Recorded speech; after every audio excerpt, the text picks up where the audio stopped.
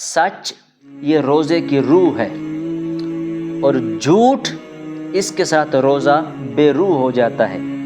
تو آپ آج کا ہی دیکھ لیں، ہم سب نے روزہ رکھا ہوا ہے، تو ہمارا یہ جو روزہ ہے کیا یہ جھوٹ سے پاک ہے؟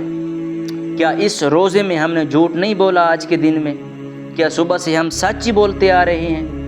اپنے اندر جھانکیں، اپنے اندر دیکھیں کہ کیا ہمارا روزہ جو ہے اس کے اندر روح موجود ہے یا روح نہیں ہے۔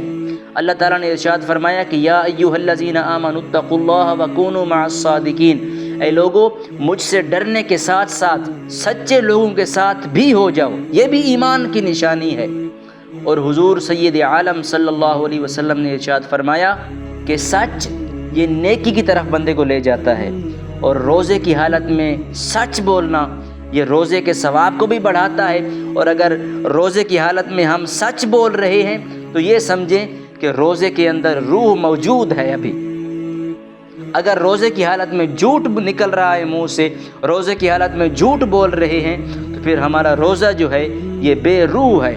تو ہمیں کیا کرنا چاہیے؟ اپنے روزے کو مضبوط کرنے کے لیے، رمضان المبارک کو مضبوط اور پختہ کرنے کے لیے سچ کی طرف واپسی کرنی چاہیے۔ جھوٹ سے چھٹکارا حاصل کر کے سچ کی طرف واپس آ جائیں اور سچ بولنا شروع کر دیں۔